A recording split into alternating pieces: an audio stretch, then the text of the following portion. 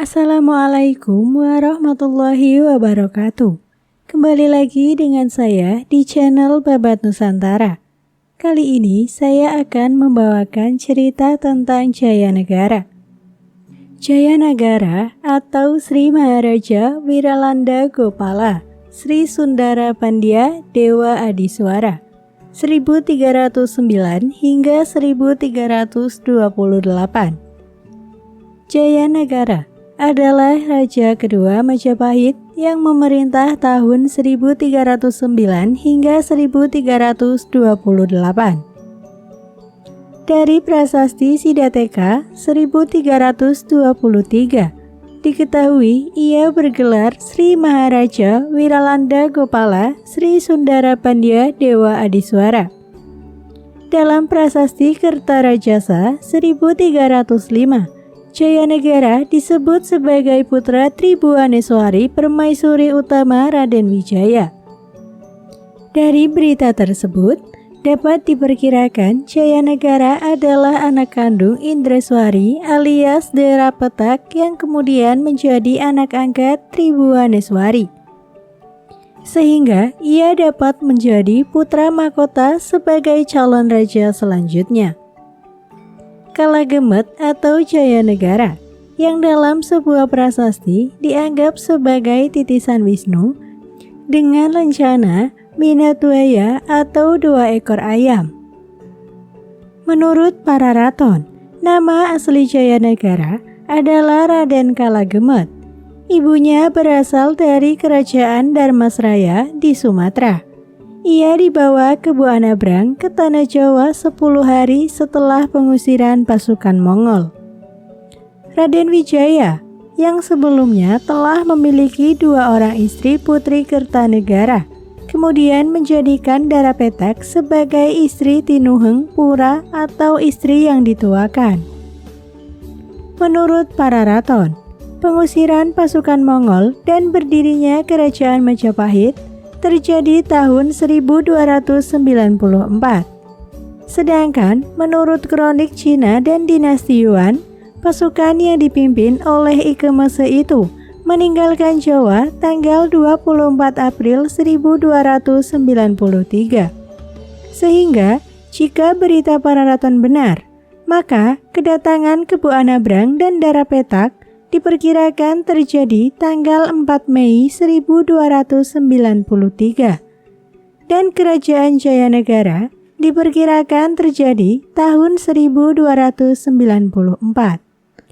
Negara Kertagama menyebutkan Jayanegara diangkat sebagai Yuwaraja atau Raja Muda di Kadiri tahun 1295. Nama Jayanegara juga muncul dalam Prasasti Penanggungan 1296. Mengingat Raden Wijaya menikahi Dara Petak tahun 1294, berarti saat itu Jayanegara masih sangat kecil. Tentu saja pemerintahannya diwakili oleh Lembu Sora yang disebutkan menjabat sebagai Patih Kadiri. Dari prasasti tersebut dapat diketahui kalau Jayanegara adalah nama asli sejak kecil atau Garbopati, bukan nama gelar atau abiseka.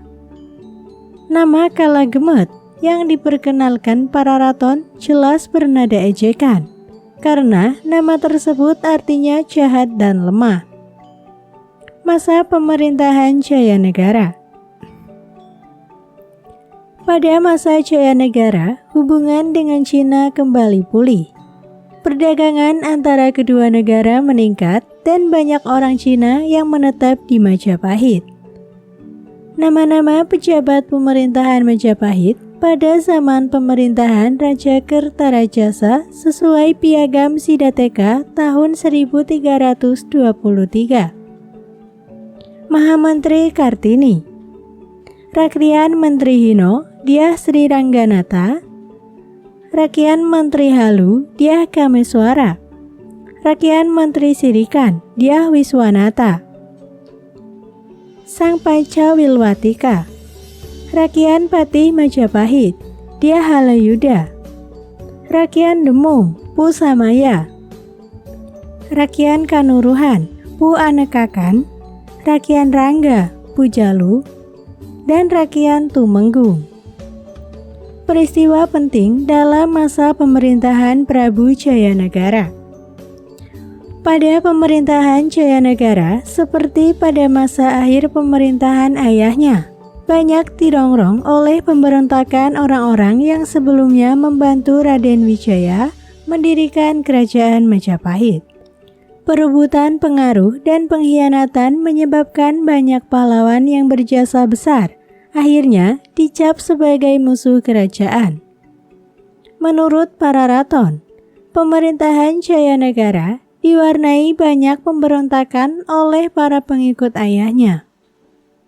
Hal ini disebabkan karena Jayanegara adalah raja berdarah campuran, bukan keturunan Kertanegara murni. Peristiwa pemberontakan tersebut sampai akhirnya merenggut nyawanya sendiri. Peristiwa-peristiwa pemberontakan tersebut dapat diuraikan sebagai berikut. Peristiwa Nambi 1316, Rakrian Patih Mpu Tambi. Nambi atau Mpu Nambi adalah pemegang jabatan Rakrian Patih pertama dalam sejarah Kerajaan Majapahit yang gugur sebagai korban fitnah pada tahun 1316. Para raton dan Kidung Panji Wijayakrama mengisahkan Nambi adalah salah satu abdi Raden Wijaya yang ikut mengungsi ke tempat Arya Wiraraja ketika Singasari runtuh tahun 1292. Menurut para raton, pada saat Raden Wijaya menyerang Kadiri tahun 1293, Nambi berjasa membunuh Keborubu. Para raton mengisahkan setelah kemenangan Majapahit tahun 1293, Nambi diangkat sebagai Patih Amangkubumi. Berita ini diperkuat oleh Prasasti Kudadu 1294 dan Prasasti Penanggungan 1296 yang menyebut nama Rakrian Patih Mpu Tambi dalam daftar pejabat Majapahit. Menurut Kidung Ranggalawe, pengangkatan Nambi inilah yang memicu terjadinya pemberontakan Ranggalawe di Tuban tahun 1295. Ranggalawe merasa tidak puas atas keputusan tersebut karena Nambi dianggap kurang berjasa dalam peperangan. Atas izin Raden Wijaya, Nambi berangkat memimpin pasukan Majapahit menyerang Tuban. Dalam perang itu, Ranggalawe mati dibunuh Kebo Anabrang. Kematian Nambi terjadi tahun 1316 yang disinggung dalam Negara Kertagama dan para raton, serta diuraikan panjang lebar dalam Kidung Sorandaka. Dikisahkan, Nambi masih menjadi patih pada masa pemerintahan Jayanegara atau putra Raden Wijaya. Saat itu, ada tokoh licik bernama Mahapati yang mengincar jabatan patih. Ia selalu berusaha menciptakan ketegangan antara Jayanegara dan Nambi. Suatu hari, Mahapati mengunjungi Nambi dan memberitahu bahwa Sang Prabu tidak senang kepadanya. Untuk menghindari kesalahpahaman, maka Mahapati menyarankan agar Nambi untuk sementara waktu meninggalkan Majapahit pulang ke Lumajang. Kebetulan, Nambi mendengar berita bahwa ayahnya, Panaraja, sedang sakit keras. Nambi pun minta izin kepada Prabu Jayanegara untuk pulang ke Lumajang untuk menengok ayahnya tersebut. Nambi diizinkan pulang. Ketika sampai di Ganding, ia bertemu dengan utusan ayahnya. Oleh utusan ayahnya, Nambi kemudian diantar pulang. Tidak beberapa lama, ayah Nambi pun meninggal.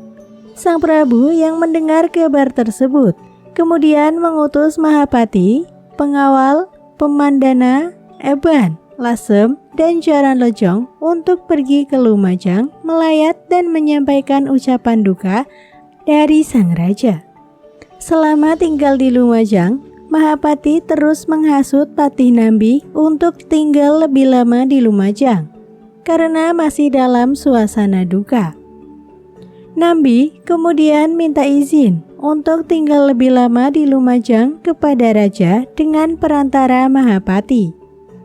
Akan tetapi, di hadapan raja, Mahapati menyampaikan berita bohong bahwa Nambi menolak kembali ke ibu kota dan sedang mempersiapkan untuk melaksanakan pemberontakan.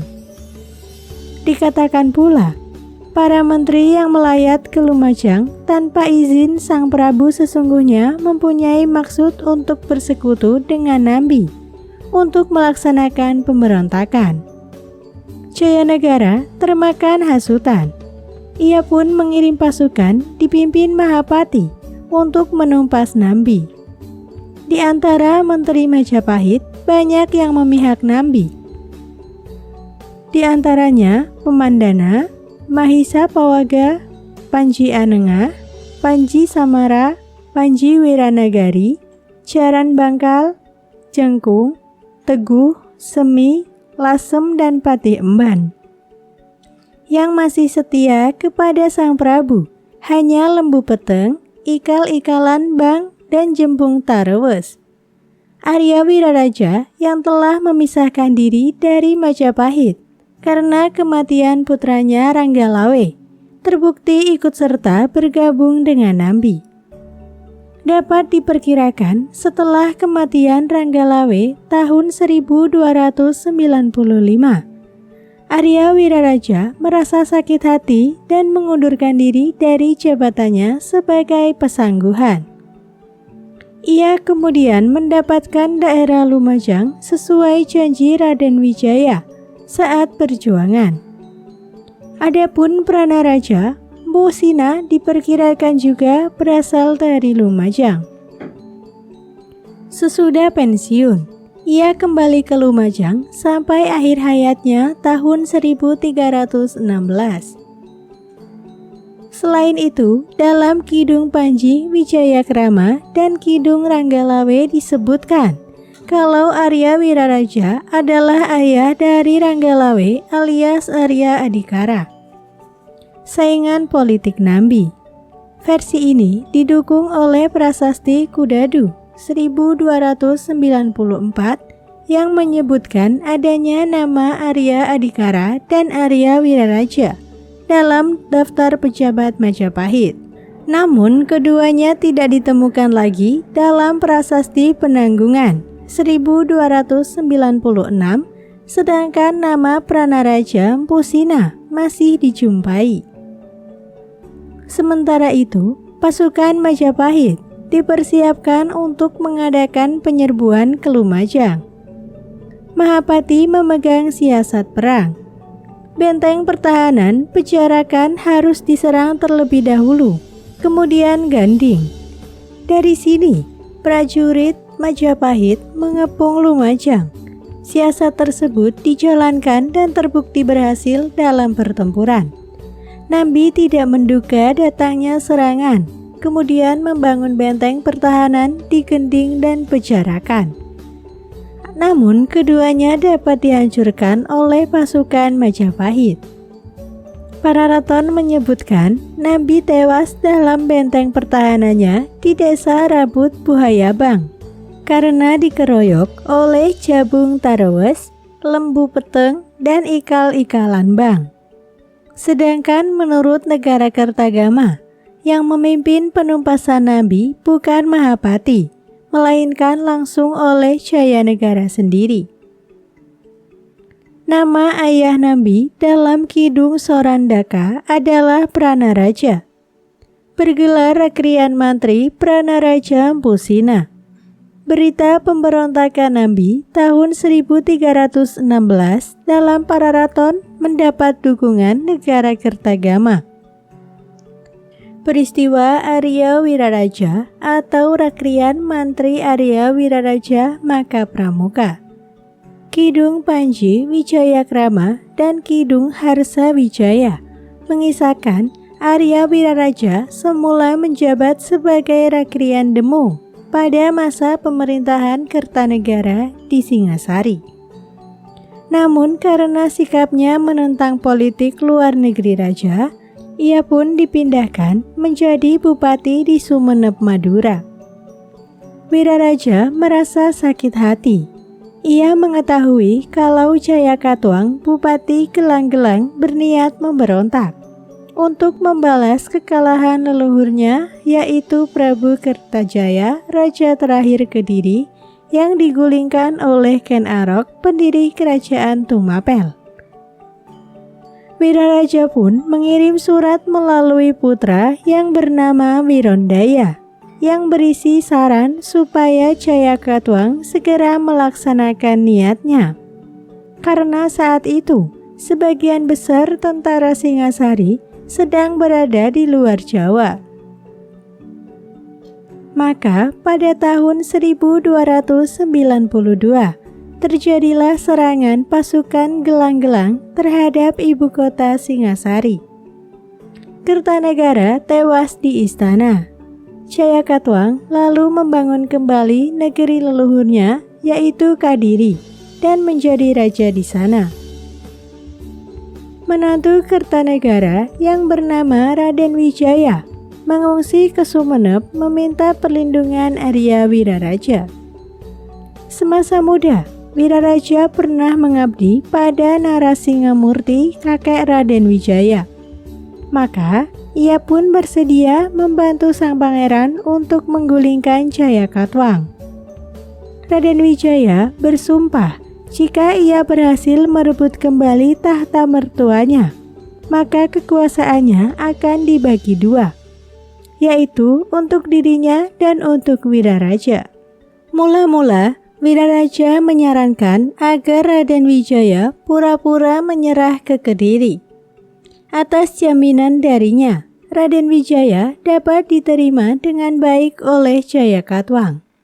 Sebagai bukti takluk, Raden Wijaya siap membuka hutan tarik-tarik Sidoarjo menjadi kawasan wisata bagi Jayakatwang yang gemar berburu. Jayakatwang mengabulkannya. Raden Wijaya dibantu oleh orang-orang Madura kiriman Wiraraja membuka hutan tersebut dan mendirikan desa Majapahit di dalamnya. Pada tahun 1293, datang tentara Mongol untuk menghukum Kertanegara yang berani menyakiti utusan Kubilai Han tahun 1289. Raden Wijaya selaku ahli waris Kertanegara siap menyerahkan diri dari Jayakatwang. Maka bergabunglah pasukan Mongol dan Majapahit menyerbu ibu kota Kediri. Setelah Jayakatwang kalah, pihak Majapahit diganti mengusir pasukan Mongol dari tanah Jawa. Raden Wijaya menjadi raja pertama Majapahit yang merdeka tahun 1293. Dari Prasasti Kudadu 1294 diketahui jabatan Arya Wiraraja adalah sebagai pesangguhan dengan gelar Rakrian Mantri Arya Wiraraja Makapramuka. Pada Prasasti Penanggungan 1296, nama Wiraraja sudah tidak jumpa lagi. Penyebabnya ialah pada tahun 1295, salah satu putra Wiraraja yang bernama Ranggalawe melakukan pemberontakan dan menemui kematiannya. Peristiwa itu membuat Wiraraja sakit hati dan mengundurkan diri dari jabatannya. Ia lalu menutupi janji Raden Wijaya, yaitu setengah wilayah Majapahit. Raden Wijaya mengabulkannya. Wiraraja akhirnya mendapatkan Majapahit sebelah timur dengan ibu kota di Lumajang. Akhir kemerdekaan Majapahit Timur. Para raton menyebutkan Pada tahun 1316, terjadi pemberontakan Nambi di Lumajang terhadap Jayanegara, Raja kedua Majapahit. Kidung Sorandaka mengisahkan pemberontakan tersebut terjadi setelah kematian ayah Nambi yang bernama Pranaraja. Tidak diketahui dengan pasti apakah Wiraraja masih hidup pada tahun 1316. Yang jelas, setelah kekalahan Nambi, daerah Lumajang kembali bersatu dengan Majapahit di bagian barat. Ini berarti penguasa Majapahit Timur saat itu, entah Wiraraja atau penggantinya, bergabung dengan Nambi dan terbunuh oleh serangan pasukan Majapahit Barat. Pemberontakan Rasemi 1316. Rasemi adalah salah seorang pembesar di Kerajaan Majapahit pada zaman pemerintahan Prabu Kertarajasa atau Raden Wijaya dengan gelar Rakrian Semi. Kidung Sorandaka menyebutkan pada tahun 1316 Pranaraja, ayah Patih Nambi, meninggal dunia di Lumajang. Rasemi ikut dalam rombongan pelayat dari Majapahit. Kemudian terjadi peristiwa di mana Nambi difitnah memberontak oleh Mahapati. Jayanegara mengirim pasukan untuk menghukum Nambi saat pasukan Majapahit datang menyerang. Semi masih berada di Lumajang bersama anggota rombongan lainnya. Mau tidak mau, ia bergabung membela Nambi. Dikisahkan, Nambi kemudian terbunuh beserta seluruh pendukungnya. Rasemi berhasil meloloskan diri dari kerajaan pasukan Majapahit dan bergabung dengan Kuti. Pararaton menyebutkan, Semi melakukan pemberontakan terhadap Majapahit tahun 1318. Ini berarti ia lolos dari maut tahun 1316 dan menjadi pelarian. Ia melakukan perlawanan terhadap Jayanegara dan Mahapati yang dianggap sebagai patih baru menggantikan Nambi. Pemberontakan tersebut berpusat di daerah Lasem dan Rembang. Akhirnya pemberontakan ini dapat dipadamkan dengan kematian Rasemi. Pemberontakan Rakuti 1319. Pararaton selanjutnya mengisahkan adanya pemberontakan para Dharmaputra yang dipimpin Rakuti tahun 1319.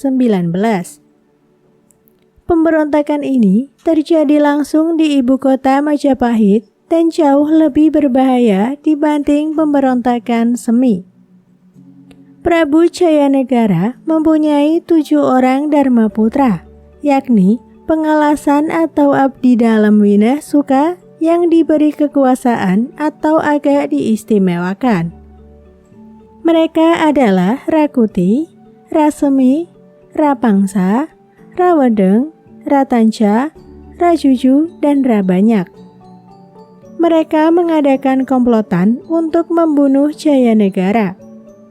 Rakuti, Ratanca, Rabanyak, Rawedeng, dan Rayuyu pada mulanya adalah prajurit-prajurit yang dianggap berjasa kepada negara. Oleh karenanya, Sang Prabu Jayanegara memberikan gelar kehormatan berupa Dharmaputra Wineh Suka kepada kelima prajurit tersebut. Entah oleh sebab apa, mereka dipimpin oleh Rakuti melakukan makar, mengajak pimpinan pasukan Jala Rananggana untuk melakukan pemberontakan terhadap istana. Komplotan itu telah merencanakan ketika Prabu Jayanegara sedang menumpas pemberontakan Nambi dan Arya Wiraraja. Ia menyerang Sang Prabu, namun serangan itu tidak berhasil. Malam harinya, Gajah Mada pada waktu itu masih menjadi seorang prajurit berpangkat bekel. Pangkat bekel dalam keprajuritan pada saat itu setingkat lebih tinggi dari lurah prajurit, namun masih setingkat lebih rendah dari senopati. Pangkat di atas senopati adalah tumenggung, yang merupakan pangkat tertinggi. Gajah Mada membawahi satu kesatuan pasukan setingkat kompi yang bertugas menjaga keamanan istana. Nama pasukan ini adalah Bayangkara. Jumlahnya tidak lebih dari 100 orang. Namun pasukan Bayangkara ini adalah pasukan khusus yang memiliki kemampuan di atas rata-rata prajurit dari kesatuan manapun. Pada waktu itu, Majapahit memiliki 3 kesatuan pasukan setingkat divisi yang dinamakan Jalayuda, Jalapati, dan Jalarananggana. Masing-masing kesatuan dipimpin oleh perwira yang berpangkat tumenggung. Gajah Mada segera melakukan langkah koordinasi kekuatan terhadap 3 kesatuan pasukan utama Majapahit dengan cara menghubungi masing-masing pimpinannya. Tidak mudah bagi seorang bekel untuk bisa melakukan hal ini, karena ia harus bisa menemui para tumenggung yang berpangkat 2 tingkat di atasnya. Namun, Arya Tadah yang tanggap akan adanya bahaya telah membekali Gajah Mada dengan lencana kepatihan. Sebuah tanda bahwa Gajah Mada mewakili dirinya dalam melaksanakan tugas tersebut. 2 dari 3 pimpinan pasukan berhasil dihubungi. Namun keduanya menyatakan sikap yang berlainan. Pasukan Jalayuda bersikap mendukung istana, sedangkan pasukan Jalapati memilih bersikap netral. Pimpinan pasukan Jalarananggana tidak berhasil ditemui karena pada saat itu kesatuan pasukan tersebut telah mempersiapkan diri di suatu tempat yang cukup jauh dari istana untuk mengadakan serangan dadakan keesokan harinya. Yang selanjutnya terjadi adalah perang besar yang melibatkan ketiga satuan utama pasukan Majapahit. Akhirnya, peperangan tersebut dimenangkan oleh pihak pemberontak dan memaksa Sang Prabu Jayanegara mengungsi keluar istana di bawah pengawalan Gajah Mada menuju desa Blander, dengan diiringi oleh 15 prajurit Bayangkara. Lama mereka tinggal di pengungsian di rumah kepala desa Balander, sehingga ada salah seorang pengalasan yang minta izin untuk pulang ke Majapahit. Tetapi Bengkel Gajah Mada menolaknya, karena takut nantinya persembunyian ini akan diketahui pihak musuh. Akhirnya, karena pengalasan tersebut bersikeras untuk pulang ke Bengkel, Gajah Mada terpaksa membunuhnya. 5 hari setelah peristiwa tersebut, Bengkel Gajah Mada pamit kepada Prabu Jayanegara untuk berangkat sendiri ke Majapahit. Sampai di kota, Bengkel Gajah Mada kemudian mengunjungi rumah Tumenggung Amancanegara atau wali kota Majapahit secara diam-diam. Gajah Mada mengabarkan kalau Jayanegara telah meninggal di pengungsian dibunuh oleh pengikut Rakuti. Mendengar berita tersebut, semua orang menangis. Gajah Mada kemudian berkata, "Diamlah, bukanlah kalian semua memang ingin mengabdi kepada Rakuti?" Jawab yang ditanya, "Apa katamu? Dia bukanlah tuan kita." Dari hasil pembicaraan tersebut, tahulah Gajah Mada bahwa pembesar dan warga kota tidak suka kepada pemberontakan Rakuti dan masih menginginkan Prabu Jayanegara sebagai Raja Majapahit. Gajah Mada kemudian memberitahukan bahwa sebenarnya Prabu Jayanegara masih hidup dan meminta kesanggupan para pembesar dan warga Majapahit untuk menumpas pemberontakan Rakuti. Akhirnya, berkat bantuan pembesar istana dan rakyat Majapahit, pemberontakan Rakuti berhasil dipadamkan. Gajah Mada beserta Prabu Jayanegara dan prajurit Bhayangkara akhirnya kembali ke Majapahit. Karena jasanya, Gajah Mada kemudian diangkat sebagai Patih Kahuripan oleh Prabu Jayanegara. 2 tahun kemudian, ketika Patih Daha Aryatilam wafat, maka Gajah Mada menggantikan kedudukannya sebagai Patih Daha. Peristiwa Ratanca 1328 atau kematian Jayanegara.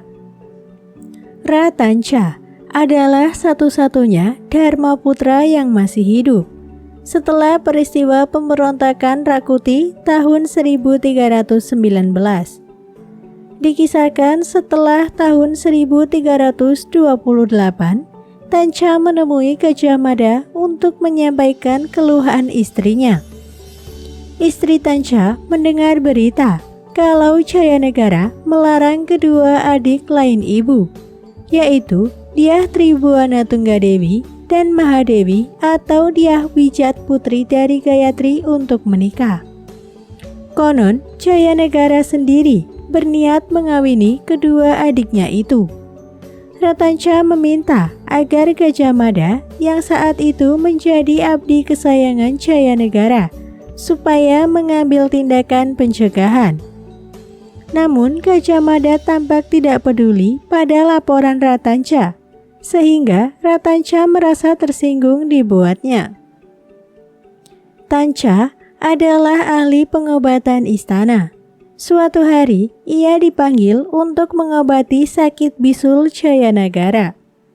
Di dalam kamar hanya ada Ratanca, Raja, dan Gajah Mada. Usai melakukan terapi pembedahan, tiba-tiba Tanca menusuk Jayanegara sampai tewas.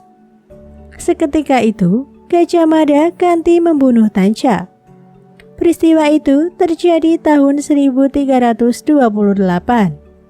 Menurut para raton, Jayanegara didarmakan dalam Candi Srengganapura di Kapopongan dengan arca di Antawulan.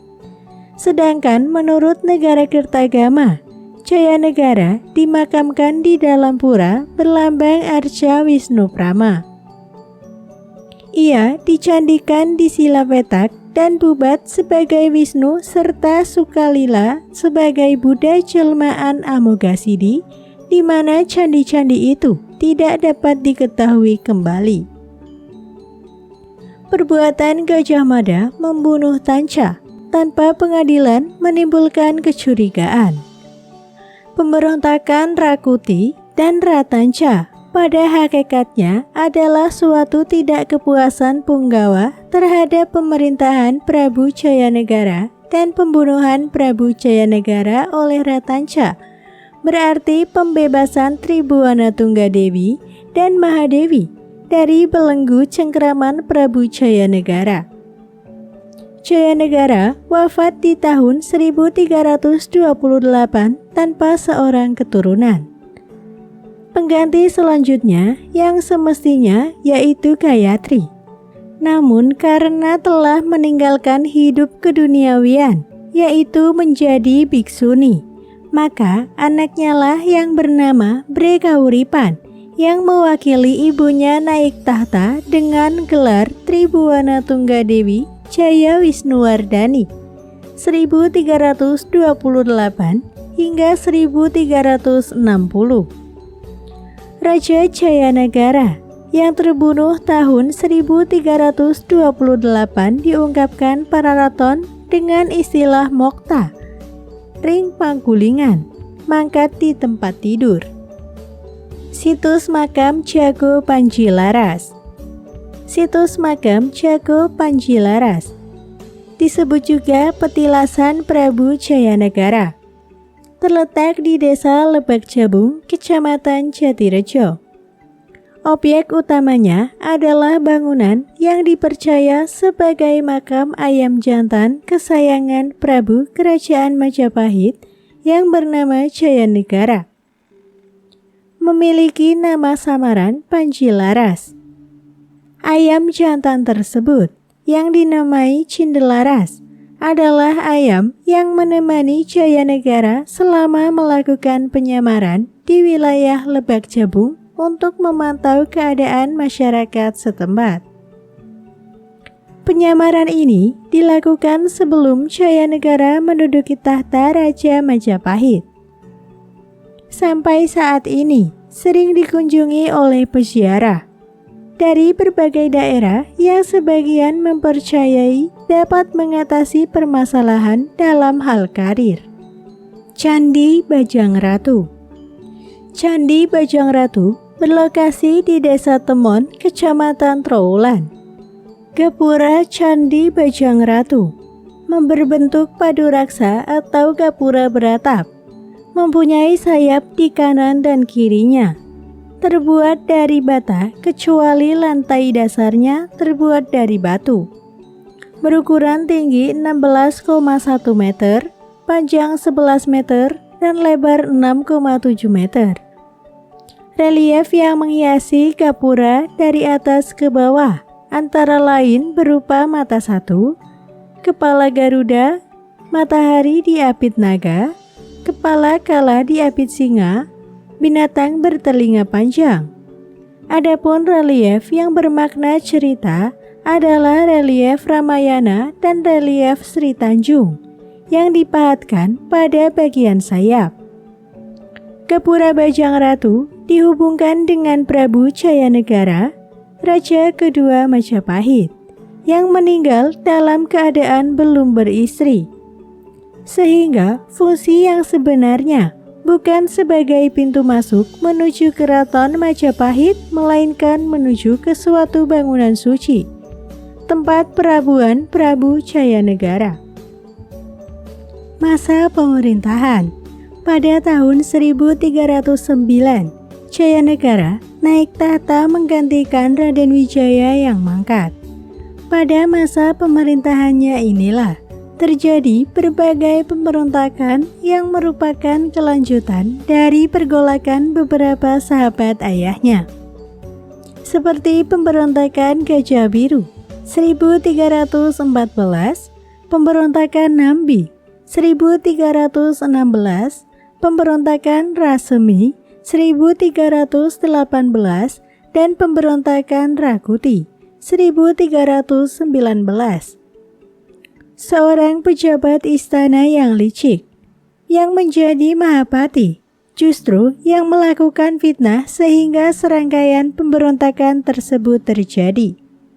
Bahkan, nyawa Raja Jayanegara sendiri nyaris tidak selamat karena pemberontakan Rakuti meletus, karena ibu kota kerajaan berhasil dikuasai. Untunglah, Gajah Mada yang kala itu masih menjadi bekal atau panglima Bayangkara segera menyembunyikan raja dan menyusun strategi untuk menumpas pemberontakan. Pemberontakan berhasil dipadamkan dan Raja Jayanegara dapat kembali ke istana untuk melanjutkan pemerintahannya berkat siasat Gajah Mada, yang kemudian diangkat menjadi patih di Kahuripan. Raja Jayanegara sendiri berusaha memajukan kerajaan dengan memulihkan hubungan kerajaannya dengan Cina. Antara tahun 1325 hingga 1328, Raja mengirim utusan ke Cina yang kala itu dikuasai oleh dinasti Yuan. Dari kitab Pararaton diketahui Raja Jayanegara memiliki julukan Kalagemet, yang berarti jahat dan lemah. Julukan itu diberikan karena sang raja memiliki kepribadian yang kurang baik dan dianggap lemah sebagai penguasa, sehingga banyak yang memberontak. Tindakan buruk yang pernah dilakukan oleh Jayanegara adalah mengurung adik tirinya Tribuana Tunggadewi dan Raja Dewi agar tidak dinikahi orang lain. Raja Jayanegara ingin menikahi kedua adik tirinya itu supaya tidak perlu khawatir akan kehilangan tahtanya. Niat itu ditentang oleh Gayatri, yang adalah ibu Tribhuwana Tunggadewi dan Raja Dewi. Sifat buruk Jayanegara yang lain adalah sang raja kerap merayu istri dari para pejabat istana. Itulah yang membuat Jayanegara tidak disukai. Belum lagi karena ia bukan putra yang lahir dari permaisuri atau keturunan Raja Kertanegara. Sedangkan Ibu Jayanegara hanyalah seorang selir dan berdarah Melayu.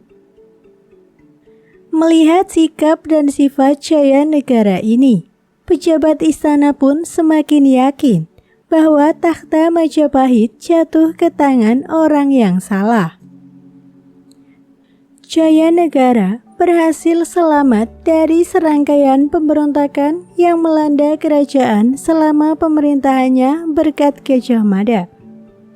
Meskipun pemerintahannya berangsur membaik setelah pemberontakan Rakuti, namun kekecewaan para pejabat istana terhadap sikapnya tidak dapat dihilangkan. Pada 1328, Raja Jayanegara tewas ditusuk oleh Ratanca, anggota Dharmaputra yang bertindak seorang tabib. Meski demikian, beberapa versi cerita tentang alasan mengapa Jayanegara dibunuh. Beberapa sejarawan menduga aksi Ratanca ini dilatar belakangi karena sikap Jayanegara yang kerap menggoda istrinya. Sementara versi lain menyatakan bahwa Ratanca menyimpan dendam akibat kematian Rakuti, kawannya sesama Dharmaputra dalam pemberontakan 1319. Dia tidak senang terhadap perlakuan raja kepada Tribhuwana Tunggadewi dan Raja Dewi.